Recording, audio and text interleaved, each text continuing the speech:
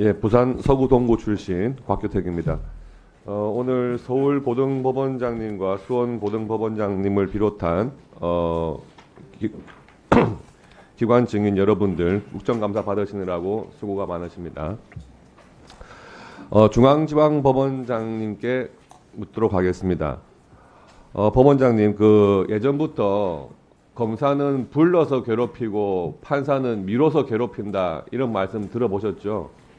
네. 아주 오래된 말인데 점점 더 이런 현상이 조금 심해지는 것 같습니다. 다행히도 최근에 대법원장께서 신속한 재판을 강조하셨고 좀 관련된 제도를 시행하시려는 것 같고요. 서울중앙지방법원에서도 좀 재판 지연 문제를 해소하기 위해서 작년 8월부터 전국 최초로 장기미제 중점 처리 법관제도 시행하셔가지고 기업 전담 민사재판부에 법조 경력 10년 이상 판사 2명을 추가로 배치하고요. 또 올해에는 건설 전담 재판부에도 장기 미제 중점 처리 법관 2명을 추가 배치하는 등 신속한 재판을 위해 노력하고 계신 것으로 알고 있습니다. 이런 제도 시행하고 계시는 거 맞죠? 네, 맞습니다. 예. 다만 제가 통계를 받아보니까 서울중앙지방법원과 관내법원의 경우에 형사재판이라든지 또 일부 가사재판에 있어가지고는 아직도 전국 대비해서 상당히 좀 처리기간이 늦어지는 좀 통계가 나오더라고요. 그래서 형사재판과 또 가사재판에 대해서도 좀 신속한 재판을 위한 제도 시행을 고려하고 계신 부분이 있으신가요? 네, 재판 지연 문제로 국민의 고통을 드린 점에 대해서 사법 구성원으로서 막중한 책임감을 느낍니다. 그래서 재판 지연 문제를 해소하기 위해서 다방면에서 노력을 하고 있는데요. 작년 올해까지는 민사 합의 재판부의 장기화 문제가 크게 문제가 돼서 그 해결에 중점을 두었었고, 아무래도 형사재판 부분은 저희가 집중심리 등 다양한 노력을 하고 있음에도 중요 사건에 있어서는 피고인이 부인을 하고 검사가 입증 방법으로 부인된 피고가 증거를 부인한 그 해당 진술인을 증인으로 부르는 바람에 사건 심리가 길어지는 것 같습니다. 형사합의부 각 재판부들은 주 1회 또는 1.5회, 2회 등 집중심리를 하고 있습니다. 그래서 형사합의부 재판부에 어떻게 그 업무 부담을 줄여가면서 신속한 재판을 도모할 것인가 고민 중에 있는데, 제가 드는 생각은 일단 그 법원 전체적으로 사무분담 장기화를 통해서 형사재판장도 3년, 형사합의부 배석판사도 2년, 그래서 재판부 안정화를 취했습니다. 경무부서인 형사재판부가 안정화되려면 재판부 업무 부담이 전체적으로 민사 마찬가지로 경감돼야 됩니다. 경감 방안으로는 당연히 근본적인 방안으로는 재판부 수가 많아야 됩니다. 재판부 수가 많아서 중점 처리,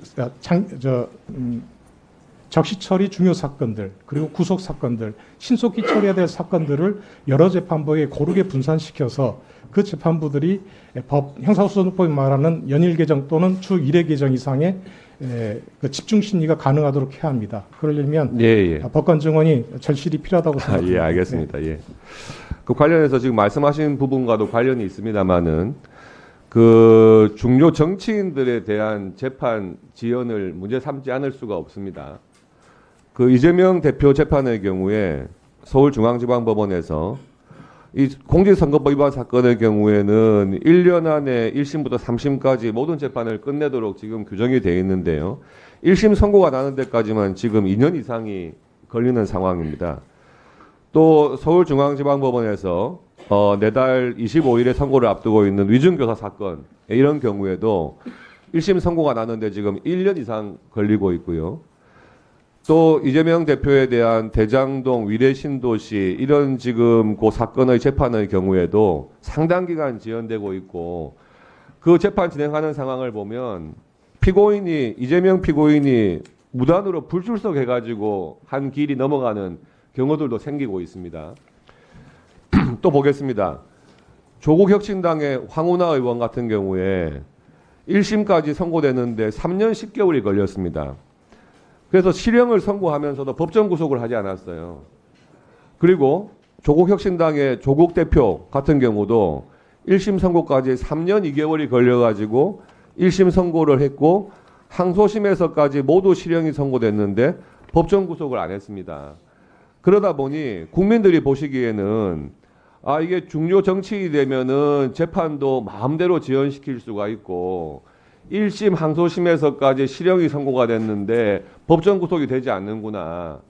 다른 일반 국민들은 법정에서 신속한 재판을 한다고 해서 굉장히 본인이 하고 싶은 말도 제대로 하지 못한 채 재판이 끝나기도 하고 1심에서 실형 선고되면 법정 구속되는 사례가 많은데 이런 사례들을 보면서 정말 재판부에서 평등하지 않은 것이 아닌가 하는 그런 생각들을 할 수밖에 없는 것이죠.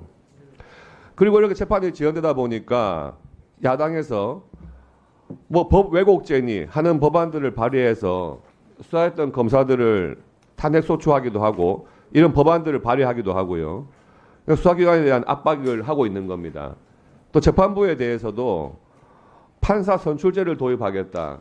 이런 식의 또 압박 수단까지 내놓고 있는 것이거든요. 이러한 부분들에 대해서 중요한 정치인 재판일수록 보다 더 신속하고 또 엄정한 재판을 해서 좀 빨리 마무리해야 되지 않나 하는 생각이 들고요.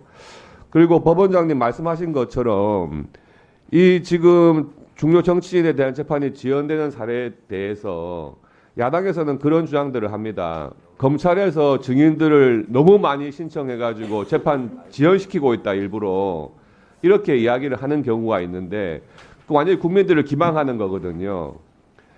검찰에서 제출한 모든 증거에 대해서 심지어 공문서까지도 그 피고인 측에서 증거 부동의를 하고요. 또 자기한테 유리한 참고인인 경우에도 심지어 그 부동의를 해가지고 모든 증인들을 갖다가 다 법정으로 불러내서 그 증인들이 숫자가 많아진 거거든요. 근데 이걸 마치 검찰에서 뭐 증인들을 갖다 많이 신청했기 때문에 지연되고 있는 것처럼 하고 있어요. 근데 법원장님 말씀하신 것처럼 피고인 측에서 이런 증거 관계에 대해서 다 부동의하고 그래서 어쩔 수 없이 재판이 지연되는 그런 경우에 좀 집중 심리라든지 그런 제도적인 보완책으로 좀 신속하게 재판을 진행해 줄 것을 당부드립니다. 한 말씀 해주시죠. 네. 지금 저희 서울중앙지방법원 형사합의재판부가 14개 재판부가 있습니다. 대부분 주 3, 4회 공판기를 진행하고요. 그래서 판사님들은 판결을 써야 될 때는 주말이나 야근 해가면서 쓰고 있습니다. 공판기 일이 너무나 많다 보니까 많이 지쳐 있는데 옆에서 지켜보기 너무 안타깝습니다. 제 생각으로는 현재 재판부 구성이 최소한 4개 재판부 이상 증가돼야 주 2, 3회 정도 길이 운영될 수 있고 그러면 좀 더 판사님들이 맑고 평상심을 가지고 재판할 수 있는 여건이 될 것 같습니다. 그래야 집중심이 더 가능할 것 같습니다.